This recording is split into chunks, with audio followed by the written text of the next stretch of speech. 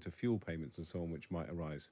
Yes, it's probably, as it was in the first Prime Minister's questions, this being Starmer's second Prime Minister's questions only as Prime Minister, you would expect that any kind of Punch and Judy politics or difficult accusations facing Starmer won't be coming from Rishi Sunak, who was largely, I think, took quite a magnanimous tone, I think it's fair to say, in the first Prime Minister's questions. And I think on a day like today, with this coming very shortly before Prime Minister's questions, you would expect that it's not going to be the usual vibe or energy that we see in Prime Minister's questions, that actually there'll be a much more kind of somber and serious tone, and some serious questions about whether or not Keir Starmer is going to accept these recommendations, but also I think how he frames this issue and the politics of it will be something that people will be watching closely. I mean, I think in a situation like this, Rishi Sunak's only option really is to talk about Grenfell and really to ask a series of, as it were, neutral questions about the report's findings and the government's initial thinking. So it will, in a sense, be a sort of precursor to the main debate on Grenfell. Yeah, you would expect, because it would be very strange were he to focus his 6 questions on something other than this massive and very significant report. And it would be also, I think, quite inappropriate were it to become one of the most usually highly politicised moments in our parliamentary calendar. So I think for that reason, it will be a slightly unusual Prime Minister's questions today. Also unusual because there'll be hundreds of new MPs, so we'll be hearing a lot of new voices when people pop up to be caught by the Speaker's eye. Exactly. And I mean, there are many MPs, new MPs, especially new Labour MPs, who are yet to speak at all in the House of Commons, bar their swearing-in ceremonies. So, plenty of us looking out for those new faces. And without wishing to be frivolous, because it's a very serious day, one or two of the leadership contenders for the Tory leadership might try and get a look in. Yes, so I think this is one of the big stories of today. We are, of course, expecting those 6 candidates to be whittled down by at least one this afternoon. We should hear around 3:30 p.m.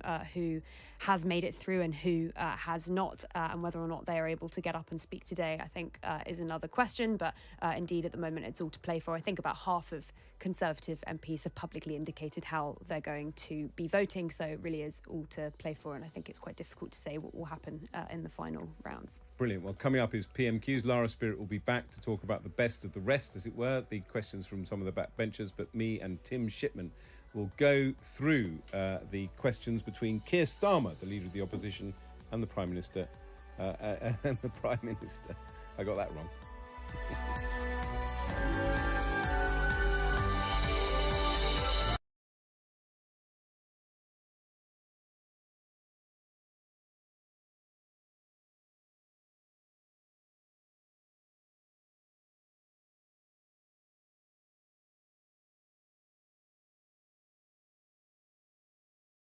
Find out how they are investing billions in energy infrastructure at sse.com/change. In a moment, it is PMQs. And as I wrongly said, it is Keir Starmer, the Prime Minister, who will take questions from Rishi Sunak, the leader of the opposition, and other MPs. But first, let's take a look at the headlines this lunchtime. The public inquiry report into the Grenfell disaster has established that the fire was the consequence of failures by successive governments, dishonest companies, and a lack of strategy by the fire service. The inquiry's chair, Sir Martin Moore-Bick, highlighted how one manufacturer of cladding products deliberately concealed the fire risks they posed. And he did say that all 72 deaths were avoidable. Migrants appear to be attempting to crossing the channel a day after 12 people died as they attempted a similar journey. The Home Office says 317 migrants arrived in the UK in small boats yesterday. A baby and girls aged 9 and 14 are among 7 people to have been killed in a missile strike on the Ukrainian city of Lviv in the far west of the country. Dozens of other people are thought to have been injured, and residential and historic buildings have been destroyed. And detectives have been granted more time to question a 14-year-old boy who was arrested on suspicion of the murder of an 8-year-old man in Leicestershire. Bim Coley was attacked on Sunday evening as he walked his dog in a park. We'll have a full news roundup at 1 o'clock, but now, live on Times Radio, it is time for PMQs Unpacked on Times Radio, unpacking the politics and cutting through the crossfire. And we are live, I should say, on the Times Radio YouTube channel as well. I'm joined now by the Sunday Times' Tim Shipman in the studio. Hello, Tim. Hi, Ed. How are you? It says on my script I should ask you how recess was, but I know how it was. You were finishing yet another doorstopper of a book, weren't you? Yeah, 900 pages worth. It's coming in November. It's all done. It's full of good stuff. But I've had enough of it now. Let's get on with life. It's the fourth. I want to talk about it a bit more. It's the fourth volume. It's the fourth volume. So I've written 2,800 pages about 8 years of British politics, which is probably the most bonkers bit of British politics for 100 years. And the fourth book covers Boris Johnson, Liz Truss, Rishi Sunak, and the general election. So there's a lot of books around, but there's only one that does all of that. Excellent. That's the plug. Huge over. value for your money. Let's go over to the Commons and hear Keir Starmer's statement opening PMQs. The whole House will want to congratulate our Team GB Olympic and Paralympic athletes and support staff for their outstanding achievements so far. Mr. Speaker, yesterday's incident in the Channel was shocking and deeply tragic, and our thoughts are with all those who've lost their lives and their families. We must have a renewed determination to end this. And Mr. Speaker, the chair of the Grenfell Tower inquiry, Sir Martin Morbick, has today published the inquiry's Phase 2 report. And I know that the whole House will be, thoughts of the House will be with the bereaved and the survivors of the Grenfell Tower tragedy and the residents in the immediate community. I will be making a statement shortly after PMQs today. Mr. Speaker, this morning I had meetings with ministerial colleagues and others, and in addition to my duties in this House, I shall have further such meetings later. So a reminder, this is only Keir Starmer's second Prime Minister's questions, or it's the first after recess. I would just remark on the pictures of PMQs that Angela Rayner is sitting next to the Prime Minister in green, wearing a green heart on her lapel, which is, of course, the symbol of Grenfell, and the Prime Minister himself is wearing effectively a black tie. It could be a dark blue tie. So it's a sombre opening to PMQs, Tim Shipman. Yeah, that's right. And looking around, the benches are pretty subdued. There's a lot of people sort of just watching. There's not a lot of kind of excitement and ferment at the moment. Yeah, it's going to be a pretty downbeat PMQs, I would imagine. It's quite hard to go do political knockabout or point scoring on a day like today. Yeah, though he's got the statement later, so Starmer can kind of bat off anything about Grenfell and say, wait and see. So I wonder if they might try and broaden things out a bit. But, yeah, I would imagine that Sunak will at least maintain a sombre tone, even if he doesn't confine his questions to Grenfell. Right, I think we can hear the first question from Rishi Sunak. Thank you, Mr. Speaker. And can I join with the Prime Minister in paying tribute to the Grenfell community? And we're going to rightly discuss that important issue shortly after PMQs. Can I also join him in congratulating our record-breaking Olympians and Paralympians on everything that they have achieved? And lastly, could I just pay tribute to the hard work, bravery and dedication of our police? This summer, in challenging circumstances, they served our communities commendably and kept us all safe. Now, Mr. Speaker, government is about making choices, and the new Prime Minister has made a choice. He has chosen to take the winter fuel allowance away from low-income pensioners and give that money to certain unionised workforces in inflation-busting pay rises. So can I just ask the Prime Minister, why did he choose train drivers over Britain's vulnerable pensioners? Mr. Speaker, this government was elected to clear up the mess left by the party opposition and to bring about the change that the country desperately needs. Our first job was to audit the books, and what we found was a £22 billion black hole. Well, it's no good them complaining. Richard Hughes, the chair of the OBR, was very clear. He described it as one of the largest overspends against forecast outside of the pandemic. His words. So we've had to take tough decisions to stabilise the economy and repair the damage, including targeting winter fuel payments whilst protecting pensioners. 800,000 pensioners are not taking up pension credit. We intend to turn that around. We're going to align housing benefit and pension credit, something the previous government deferred year after year after year. And because of our commitment to the triple lock, pensions are projected to increase by over £1,000 in the next 5 years. Well, there you go. So I was entirely wrong, and thinking about it, it was obvious I was going to be wrong, that Rishi Sunak has clearly decided that the Grenfell statement is the opportunity for him to, as it were, to put the questions, the neutral questions, I imagine, about what to do about the Grenfell report. So he's chosen an entirely predictable topic, highly hot potato, which is the winter fuel allowance, and he asked effectively the Prime Minister, should he choose pensioners over train drivers, Tim Shipman? Yeah, I mean, it's an emblematic issue, isn't it? If you go back to the exchanges that Sunak and Starmer had when it was the other way around, Sunak's comeback was always, what are you going to do for your pals in the unions? And now his argument would be that we've seen a little bit of what Labour has prioritised there. They've settled a lot of these pay deals, which a lot of people would be happy with, but the train one was particularly controversial because no sooner had they done a deal with ASLEF than ASLEF turned around and decided they'd strike about something else, thank you very much, shortly afterwards. And that sort of shows... A, what Labour's priorities are, and B, how complicated government can be, and how I think if there's a criticism of Starmer's team from sort of grown-up Tories who don't want to score political points, they would say, I think they felt that just turning up being Labour and not being these wicked Conservatives would solve a lot of the problems, and it's Labour has themselves discovered that it's a little bit more difficult than that, and pensioners tend to vote Tory. I think in this last election. The one before, I think, on average, you became a Conservative at the age of 39, and in this general election, you became, on average, a Conservative at the age of 63. That's right, I'm too young to be a Tory. Exactly. But it is interesting because whether or not you think Rishi Sunak has brass neck talking about the winter fuel allowance, it's clearly an opportunity because there's every chance a Labour backbencher could get up on their hind legs during PMQs and complain. Yeah, and we've already heard, I think, from Rachel Maskell, the Labour MP this morning, that she's potentially prepared to vote against this when it comes up next week. There could be a rebellion, and we've already seen that Starmer is prepared to be pretty ruthless with people who rebel. So, watch this space. It's for a leader, effectively a leaderless Tory party, this is a pretty straightforward thing for the acting, for the remaining leader, the acting leader, as it were, to have a pop at, and it will cheer the troops behind him as they go off to vote for their next leader this afternoon.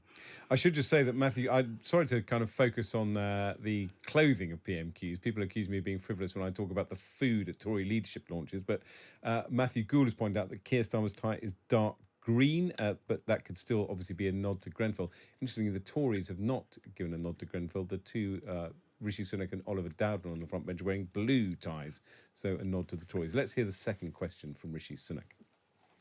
Well, Mr. Speaker, the Prime Minister also inherited inflation back at target, interest rates being cut, unemployment low, and indeed the fastest growing economy in the G7, Mr. Speaker.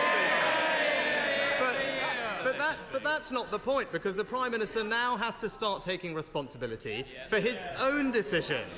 And if, as he says, the public finances are a priority, it was his decision, and his decision alone, to award a train driver on £65,000 a pay rise of almost £10,000.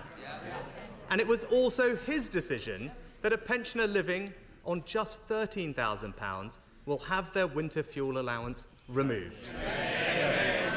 So can the Prime Minister explain to Britain's low-income pensioners why he has taken money away from them whilst at the same time given more money to highly paid train drivers? Well, Mr. Speaker, we spent the whole election with him trying to tell the country that everything was fine, and this is the result they got. A massive mandate on this side to change the country. And if he carries on pretending everything is fine for ordinary people across the country, they're going to be there for a very, very long time. And I remind him that we inherited absolute chaos from the party opposite. We lost an average of 3 million working days a year to strikes under his watch. And you cannot fix the economy if the trains don't work, and you can't fix the economy if the NHS isn't working. And when it comes to winter fuel payments, they're having a competition, as I understand. They're going to be voting later on today. Well, his shadow housing minister, we found this. She's the favourite, I think. Some of them will be probably voting for her this afternoon. She said, her words, "I have people in my constituency telling me they don't need winter fuel payments. Why do we not have a more sophisticated mechanism for mean testing?" That's their favourite, I think, in the contest that they are having. Well, there you go. Rishi Sunak returning to the issue of winter fuel payments, talking about how much train drivers are paid compared to pensioners, and the Prime Minister coming right back at him with his two arguments that strikes are impeding growth and need to be solved, but also bringing up the favourite to win the leadership contest, Kemi Badenoch, pointing out that she was not particularly a fan of the winter fuel crisis payments. He's got some good answers, the Prime Minister, I think, there.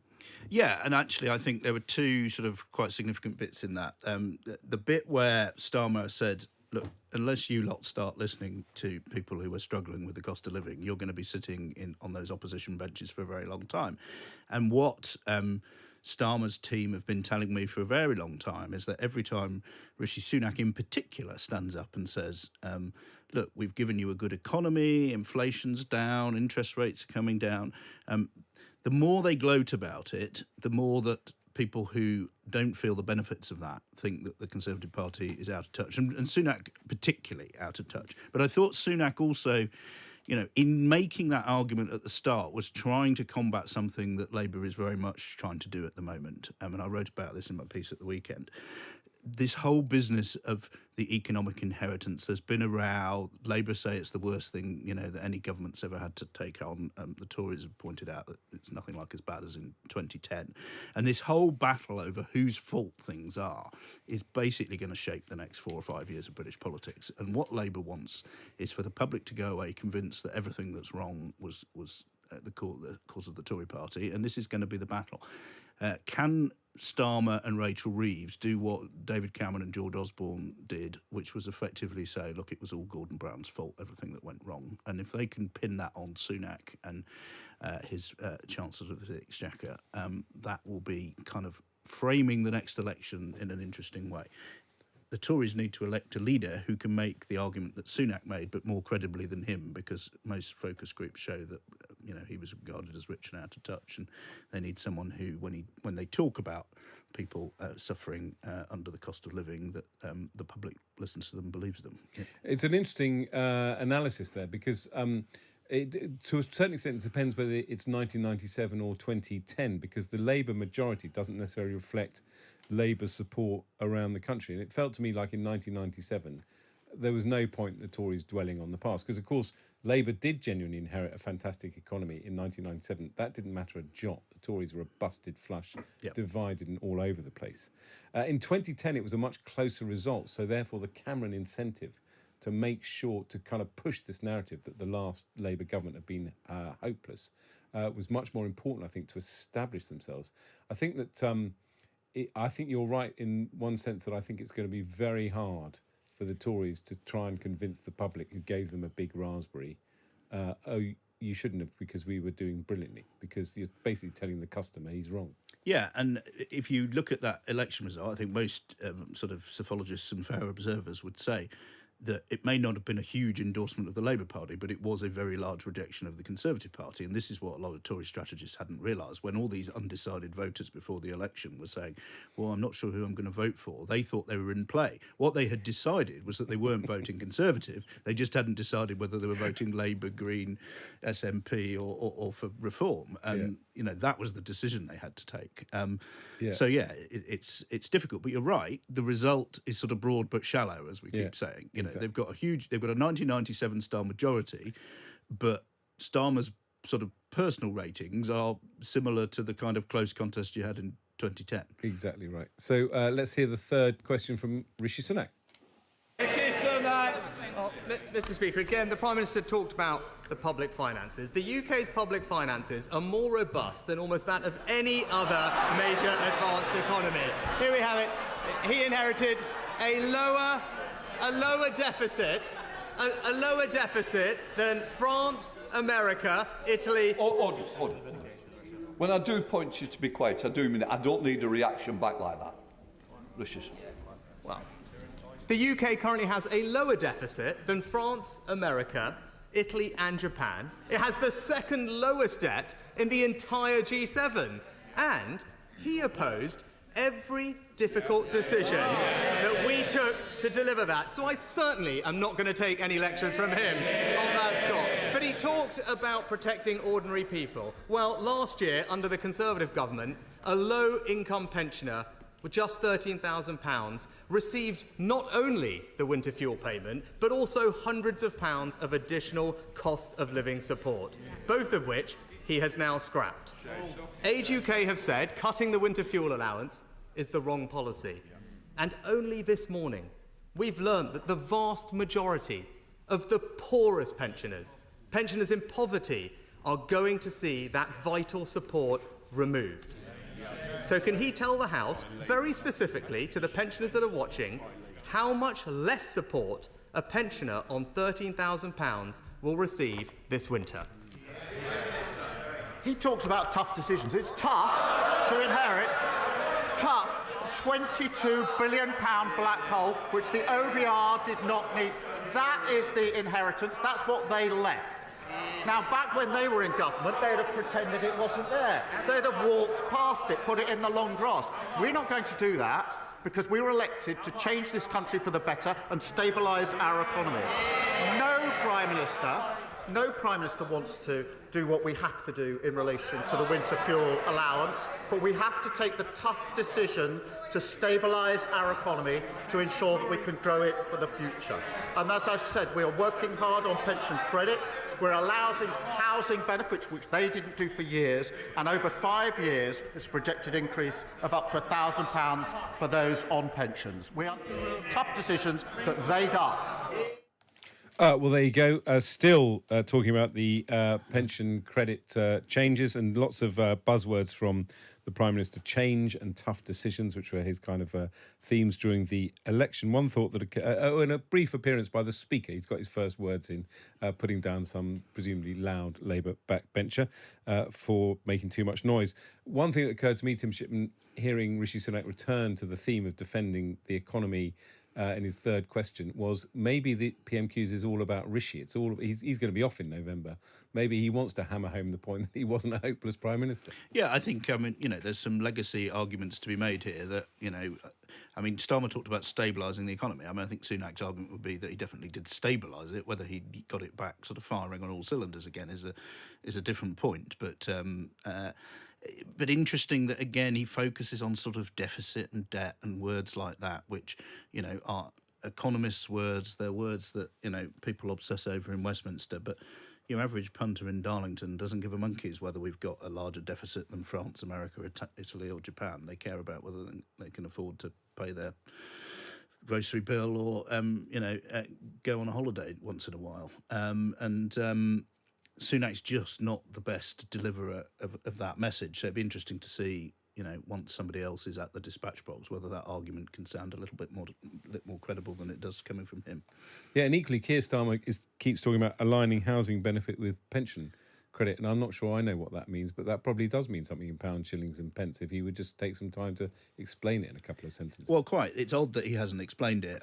Certainly he also talked about the fact that people are not claiming pension credit. There's 800,000 people who, if you claim pension credit, you're automatically entitled to winter fuel allowance. There's 800,000 people not claiming it. So in order to sort of salve their consciences and look like they're kind of slightly mitigating the decision they've made, they've gone out to try and say, well, come on, you people claim it, and then you'll get your winter fuel allowance. It's your fault. But yes, I don't fully understand the details of housing benefit and pension credit either. I think, but if that is X number of pensioners who are about to get it, the clever political thing would be to explain it to the likes of you and me, and more importantly to the punters out there, what on earth he's banging on about. And the fact that he hasn't done so shows that he's still learning on the job, shall we say.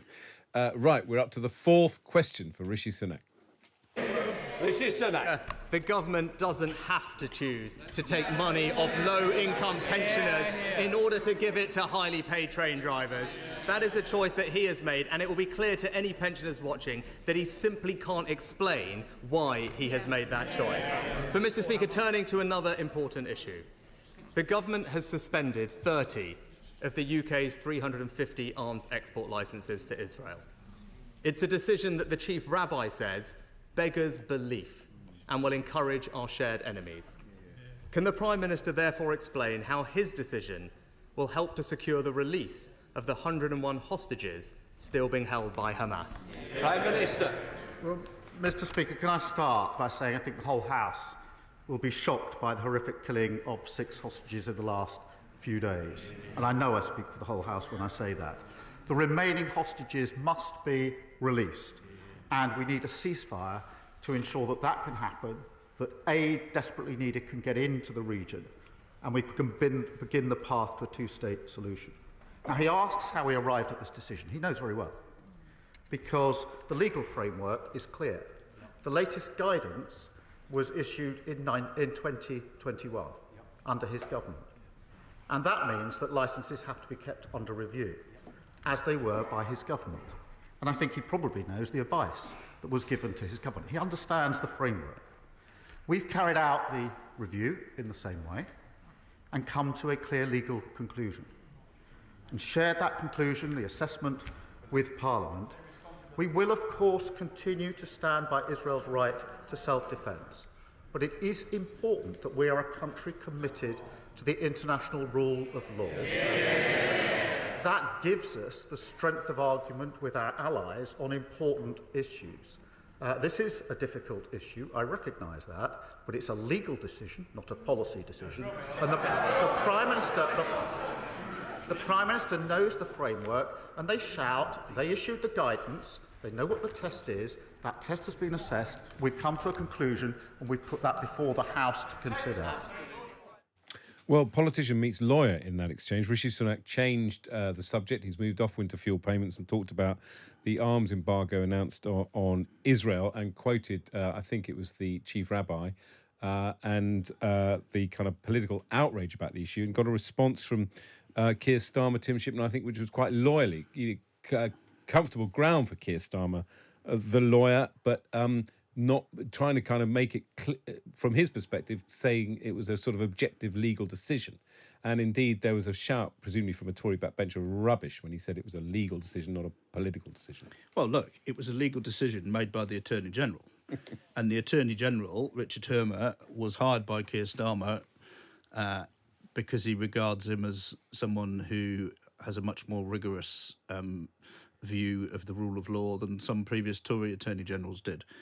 Critics on the Tory benches, or people who regard themselves as pro-Israeli rather than pro-Palestinian, would say that Richard Hermer was almost a Palestinian rights activist in some of the rulings that he made, some of the campaigns that he pursued when he was a lawyer rather than moving into politics. There are Attorney Generals who are lawyers first and politicians second, and there are Attorney Generals, perhaps like Suella Braverman or some of those in the past, that are politicians first and lawyers second. Richard Hermer is very much a lawyer first, but the idea that you can make a decision like this and it would not have any kind of political kind of implications is... I can understand why Starmer is saying it was a legal decision, but it was a legal political decision, and clearly it's convenient for him to be able to say, well, we're still exporting some arms to Israel, but we've stopped some, and that will very much please the left of his party, which is almost entirely pro-Palestinian in its approach to this conflict. The effect has been seen. The first thing Starmer did as leader was to try and kill the sort of... the split that had taken place between the Labour Party and the Jewish community over anti-Semitism under Jeremy Corbyn. The chief rabbi famously made an intervention at the 2019 general election in which he came very close to telling people not to vote for the Labour Party. His words on this are similarly robust, and it'll be interesting to see what implications that has. Though I should stress that there was not a sort of... There's plenty of people in the Jewish community who are unimpressed with what Israel's been doing recently. It's a very complicated issue, but you can't It's help a massively complicated issue. You can't help thinking that both Starmer and Hermer have made some kind of legal political gesture here, and they should expect to be quizzed on it in those terms rather than in just, we followed the letter of the law. It's how you interpret the law that gets you your conclusion. Absolutely. Well, let's hear the fifth question. I saw Rishi Sunak conferring with his deputy leader, Oliver Dowden, as Keir Starmer was answering the question. So let's see if that's influenced his fifth question to the Prime Minister. Prime Minister. Well, Mr. Speaker, I appreciate the Prime Minister's answer, but he'll know that decisions like this also have important and broader geopolitical implications. And he mentioned allies. It's essential that we maintain transatlantic unity in the face of terrorist threats and avoid any perception of splits between our two nations. So can he therefore update the House or tell the House what engagement he had with the United States prior to taking this significant decision? Prime Minister.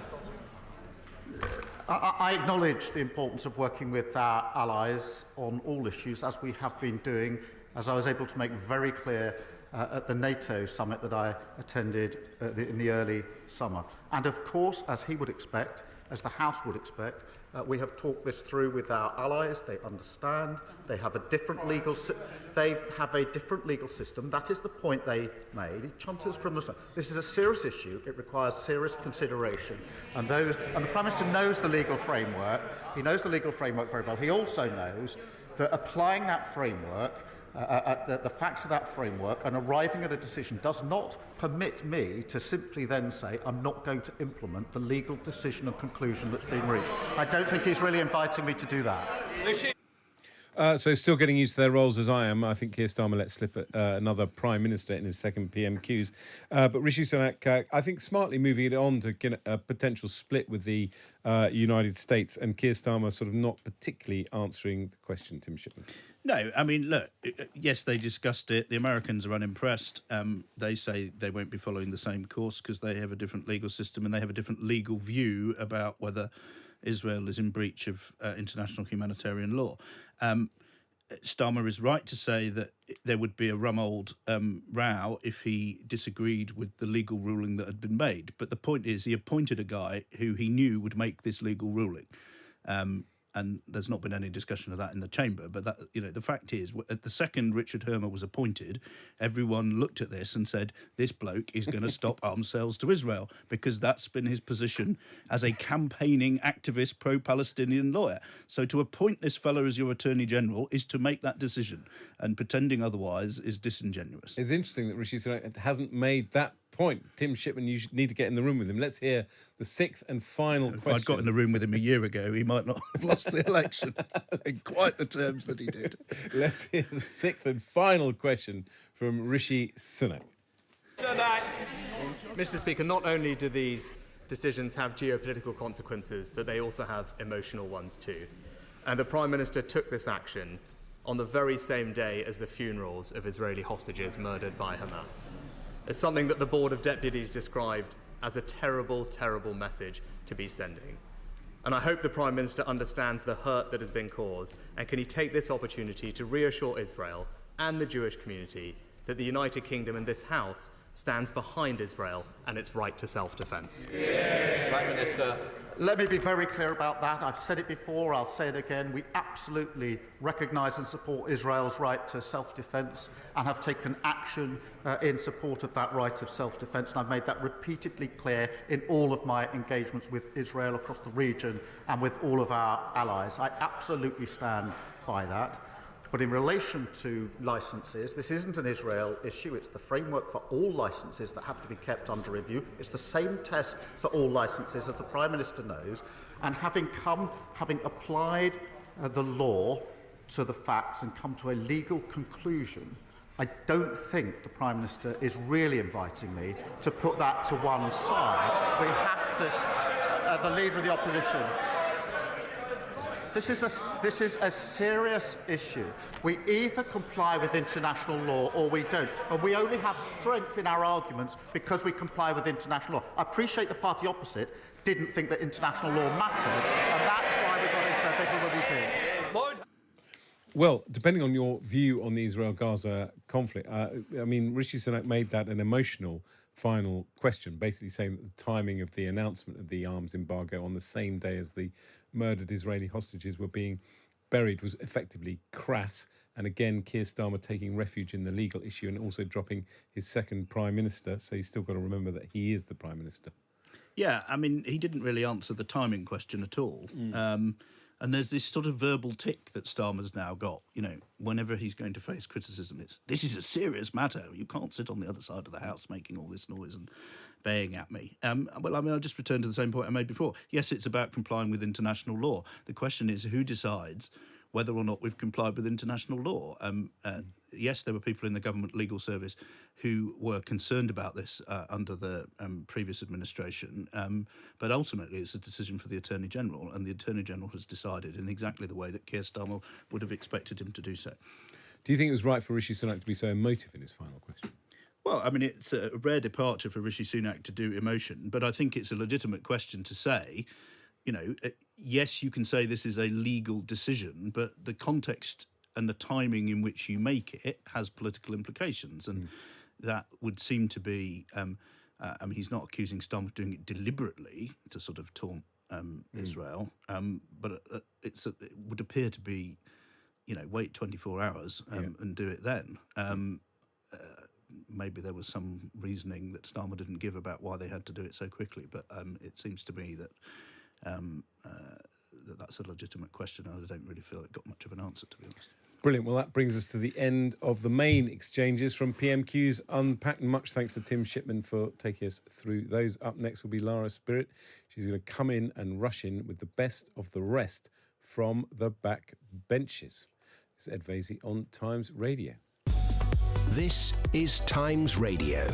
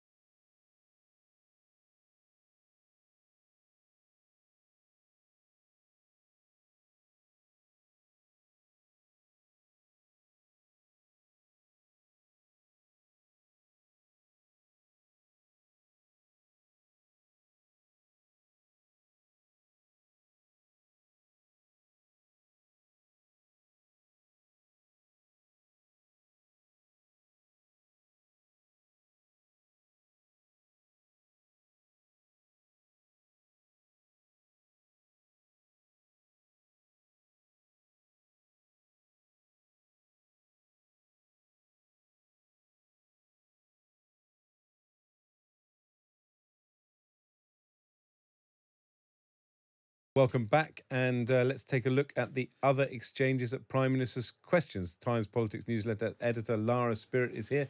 Tell us what you have, Lara.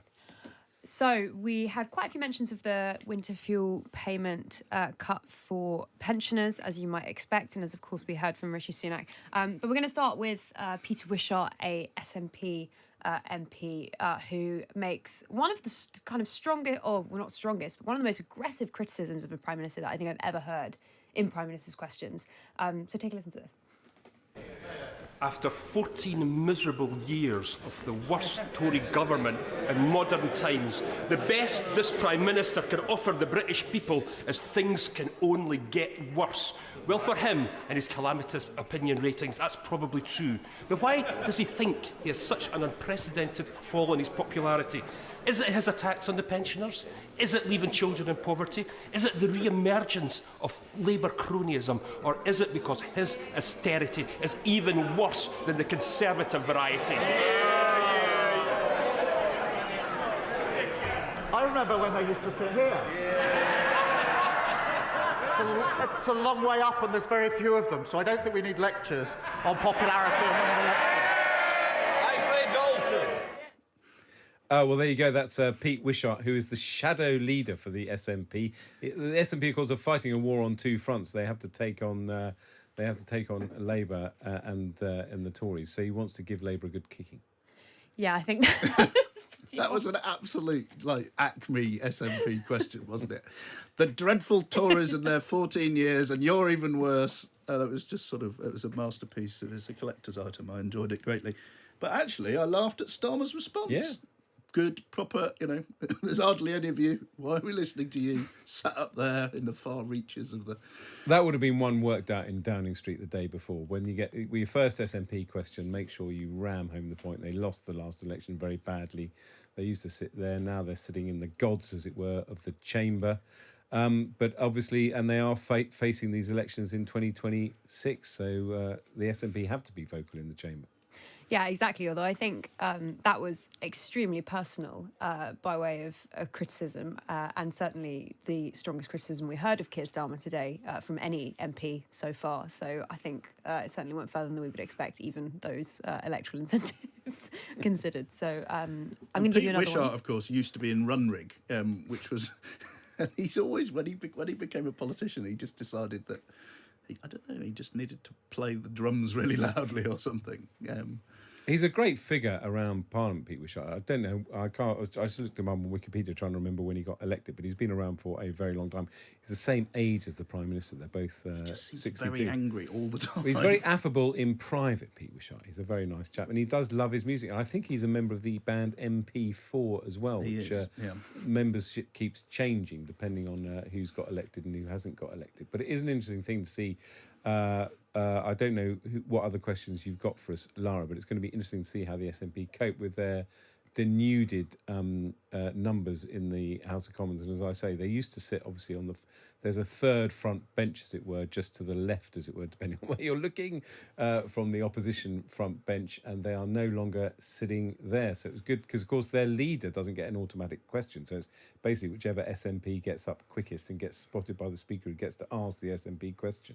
They face the same dilemma the Lib Dems faced in the last Parliament. Exactly, and I mean, just to hear Ed Davey come back again today, you have to get used to the fact that he is now, of course, afforded the extra question. But we're going to go to him. But first of all, we're going to go to a new MP, and there were plenty of them who did ask questions today. This is Peter Princely, and he is one of the actually many MPs who now represents a constituency with a pretty small majority. So his majority is, I think, around 3%. And I think you can get quite used to even more local questions in Prime Minister's questions, as many of these MPs, even with this big majority, consider making sure that they are being heard to represent their constituents.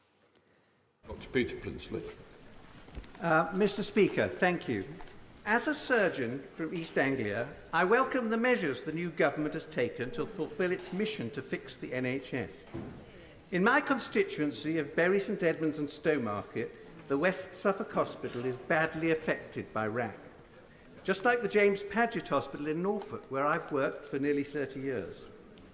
Does the Prime Minister agree with me that the RAC hospitals must be priorities as the new government undertakes its review of the new hospital programme?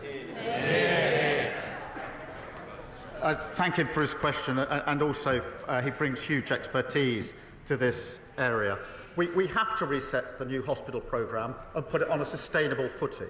The last government promised 40 new hospitals. The problem is there weren't 40, they weren't new, and some of them weren't even hospitals. Hospitals with RAC will, of course, including West Suffolk Hospital, must be a priority. So we're reviewing the programme, and the Secretary of State will update Parliament as soon as possible. Well, that was Peter Princely, who, as you heard him say, is a surgeon. But he's not just any surgeon. He is an otorhinolaryngologist, which in normal language is an ear... in layman's language is an ear, nose and throat surgeon. I've got to say... So you've missed a trick there. Chorley would have said, "What's that?" And I would have just gaped. My mouth would have just gone like a guppy at that point. You're not allowed to mention him. Oh, I'm sorry. We'll edit that out of the podcast. But listen, he looks like a surgeon. He's got that kind of avuncular manner. The voice, it was hilarious. But as you say, Lara, lots of MPs with narrow majorities. He got selected at the last minute. He beat quite a prominent Conservative candidate, Will Tanner, who ran a big Conservative think tank, was obviously expecting to be in Parliament and Prime Minister in about 15 years. Clearly, this surgeon wants to hold on to his seat. Yes, exactly. And you're right that even when we were discussing during the election, those Tory candidates who would be new, who we thought even in a landslide situation might be elected, Will Tanner was among them. So this is certainly was one of the more surprising results of the election, and he will have his work cut out in keeping that seat. So that will be interesting to watch, as indeed will the government's progress on reviewing RAC in hospitals, which I think was a welcome reminder to them that that is something that people are going to take very seriously. And I'm sure will take a lot of time and energy, and they need to do it properly. And we heard a bit from, we heard the Speaker introducing the member, and of course it reminded me that the big problem the Speaker has, he's got to learn about 400 names and 400 faces. Yes, I don't envy him that, to be honest. Have you used the app? What? Well, I think it's a website or an app. I've used it and it's good. I think it's made by the Commons authorities, but it gives you the face and then you pick a multiple choice of the name and you can choose. I mean, you must be on there. You can choose peers. You can choose. Well, it's like a tutorial. Yeah, I mean, I imagine so it's... you get a picture and it say, is this MP called Lara Spirit, Jane Smith, Rachel Reeves? Yes, so exactly. It's a learning tool. I'll send it to you and you can see what your score is. It's a learning tool, The last time there was a tool with the faces of MP, an app with the faces of MPs on it, you had to decide which one of them you fancied more than the other. Do you remember that? But there always used to be policemen, sitting there with a big, thick book going through it. And as you walk past, you'd see them look at you, go flicking through the book. So they would try to learn your name as well, so it's all there. But I mean, I'm quite impressed when Lindsay Hoyle is having to learn all these names because of course he has to call them by their name, not by their constituency as well. I don't know which is more difficult. I guess he will have had notice before which MPs he was calling, so in this instance he will have been safer. Well, to remind you that, listeners, you get 10 or 12 listed MPs, but then it alternates between the parties, so other people get on their hind legs. Maybe he's only calling the people he recognises. Maybe that's the discrimination that we're unaware of that's going on in the early days of this new parliament. Sounds like a very important investigation for somebody who isn't me. You've given us a clue, Lara Spirit, that the next question comes from somebody who is a household name and recognised in every home. Exactly, and it's Ed Davey. Is he in a wetsuit today? That's the question. Let's hear his question. Comes the leader of the Liberal Democrats, Trev Davey. Thank you, Mr. Speaker. Can I echo the Prime Minister's words about the terrible tragedy at Grenfell, welcome the inquiry and look forward to the statement we'll discuss shortly. Mr. Speaker, for the last 18 years, Norman has been a full-time carer for his wife, Ros, who has MS and Alzheimer's disease. Earlier this year, he was forced to go back to work to earn the extra money for the cost of caring for his wife. As their income is just a few £100s above the limit for pension credit, they're set to lose their winter fuel allowance unless the Prime Minister listens to these benches and others and changes this plan. So, if he doesn't, what advice does the Prime Minister have to Norman and Ros and millions of struggling pensioners as they face rising heating bills this winter? Prime Minister. I thank the honourable member for raising that important question. I know how much he, both politically and personally, has championed carers. We have taken a difficult decision, and I'm not pretending it's not a difficult decision. Of course it's a difficult decision, because we have to stabilise the economy. We have to stabilise the economy. We went through, the first thing the Chancellor did was an audit. She found £22 billion worth of unfunded spending commitments. We can't walk past that. We can't pretend it doesn't exist. That's what the last government did. Have to take tough decisions. We will put all the support in that we can. Obviously talk to the learned gentleman about this, but we have to take the tough decisions in relation to this. They walked away from those decisions. That what got us into the mess in the first place. You can't grow your economy, you can't fix your economy unless you stabilise it first. Well, lots to unpack there, Lara Spirit. Ed Davey getting, as it were, the second Prime Minister question, because he's now the second leader of the opposition, as it were. So where the SNP would have got a slot, he gets the slot. Talking about carers, which is the issue that he made huge in his election campaign, but slipping in winter fuel payment. And sounding a bit like Jeremy Corbyn, who used to read out letters from constituents by name, by talking about Norman. Davey does do that tactic as well, I think, quite a bit, where he will use personal examples to make his point. And I think on this question, obviously, it was a slightly different framing of the same point, which is the winter fuel allowance. And I'm sure that Number 10 will go away from today feeling slightly concerned about just how often that was raised. And I mean, it's an interesting point, how will the Lib Dems deal with Labour over the coming years? I think they have marked themselves out as a kind of strong party of opposition. And in this case, you can tell they were pushing for this vote to come next week. We're now expecting the vote on Tuesday, where, of course, Labour MPs will be asked to vote on this winter fuel payment cut, and half a dozen or so of them have already publicly spoken out about this. So it is a very significant possible rebellion that Keir Starmer could face. And for Davey, who has personal experience and care to speak about it in the way that he did, I think will be something that Number 10 could be quite worried about. And the interesting thing here is how Starmer responds. Yeah. He doesn't try and justify it as the fairest thing that he could have done. He doesn't try and say this was better than the other ways that we might have raised this money. He just says we've got to be tough. And there's a slight element of me that thinks being tough and looking tough was part of the reason that he decided to do this particular manoeuvre. And it may be that he's beginning to regret that slightly politically. Yeah, that's interesting. I think, and you saw that in Blair's first rebellion as well over benefits for single mothers, which was, I think, at the time, a hugely damaging political row for Tony Blair, especially for those MPs who voted with him. And I think there's an anecdote in Andrew Ormsey's book about this, where you have all these kind of crying Labour MPs going through the voting lobby to support this cut and support the Labour government. And you have Gordon Brown seething about those MPs who aren't supporting and are going to rebel. And one of these more loyal MPs says to Gordon Brown, when he complains to him about it, he says, you shouldn't be worrying about them. You should be worrying about the MPs who are coming through the division lobby with you, because they're the ones who are going to be so bitter about this. And indeed, they were, many of them, the ones who caused Tony Blair problems in the years to come. So I think it's important, even though you want to look very tough on this, and I can't see Starmer making a U-turn on this, despite the political difficulty it's causing him, that you don't discount the real, I think, problems that you can have if you have a significant rebellion, especially on a question of welfare early on in your premiership. And the more existential point, to go back to what Sunak was asking Starmer, where he's sort of saying, why did you pick on these pensioners? By the time we get to the budget, he'll be picking on everybody. You won't be able to distinguish. We'll all be getting hit with tax rises. It's going to be terrible for us non-doms. No, I'm not really. But there you go. So thank you so much for Lara Spirit, the Times Politics newsletter editor, and the Sunday Times' Tim Shipman for coming in and taking us through PMQs. We got to the Lib Dems in the end, to the person who texted in to say, why are you ignoring the Lib Dems? Up next, the low-stakes debate. This is Ed Vaizey on Times Radio in association with SSE. Find out how they are investing billions in energy infrastructure at sse.com/change. Download the free Times Radio app from the App Store or Google Play today.